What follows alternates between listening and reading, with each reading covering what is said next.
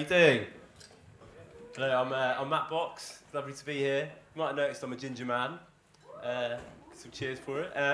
Good insight into growing up ginger. You get bullied for the colour of pubes you haven't grown yet. I mean, that'll give you a thick skin. Admittedly, one you have to regularly apply factor 52. A thick skin all the same. And like, there's a fair bit of teasing that goes with it. So I remember there's that joke like, what's the most unrealistic part of Harry Potter? A ginger with two friends. When that joke came out, all my friends were making fun of me, both of them. And like people expect you to act a certain way. So I remember being in the playground, my friend was stood next to me, and he made fun of another ginger kid. I was like, hey man, it's not cool, I'm stood right here. I'll never forget, he said to me, oh, it's fine, you don't act like one. To this day, I still have no idea what that means. So I'm not befriending orphan boy wizards. So I'm not headlining Glastonbury with just a loop pedal and questionable taste in tattoos. So I'm not dressing like a Nazi and then marrying the fit one from Suits. We all forgot about that part of Prince Harry, didn't we? To be fair to him, that was like season 2 Prince Harry. He was going through some shit. Now we're in like season 7 Prince Harry. Other side of that narrative arc, he just has to have some very awkward conversations with his mixed-race children. But like, people don't realise that when you're younger and you do things that it's going to affect you, that your past will affect your future. They don't realise that. So this happened to me recently when I bumped into my ex not on the street, but she was on Channel 4's First Dates. Yeah, national television. And so to give you a bit of context between me and this ex, it was a long time ago.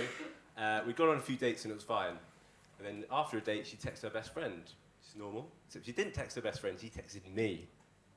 Dramatic lights. Yeah, like an Amazon review. Except no one ever complains when an Amazon package comes early. But in the content of this text message, she referred to me as the ginger. Yeah, which for someone like you're romantically involved with, quite rude.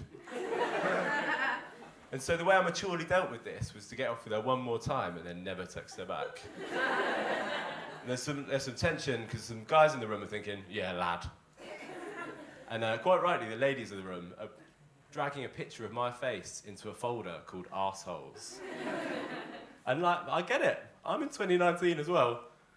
But like, in my defense, it was a long time ago, I was still a teenager at the time. Ghosting wasn't a thing back then. And like, some of the students in the room might not remember, there used to be a thing called phone credit.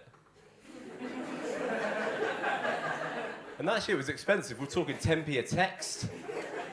That's back when Freddos were 10p. Which according to Chocolate Frog inflation means like £11 in today's coin. And so like, I've got all of this like context going through my head. So I'm watching like my ex-girlfriend on national television. I'm sat next to my current girlfriend. And she hates it when I call her that. It's actually because 2 months ago we got married. Thank you. So now she's my first wife. And so, like, we get to the part of first dates where my ex is describing her type. And I'm thinking, here we go, cool, good looking, well dressed. What she actually said, you can check it out, season 6, episode 6. She's described her type as ill-looking Victorian children. Now, I don't know about you guys, but I've never had an insecurity before watching that I might look like I was from the cast of Oliver. Worst of all, what does that say about my type? The people like time-travelling paedophiles. Just Jimmy Savile in a TARDIS. Caught in like an interdimensional vortex between now then, now then, now then. Can I have that piece?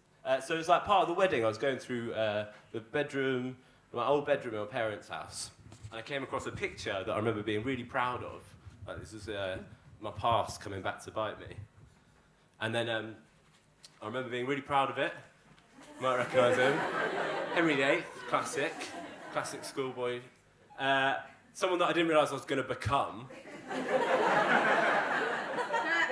What I didn't remember though is this little quote that they printed out from 7-year-old me that says, I painted Henry VIII because he had the most wives and killed the most wives.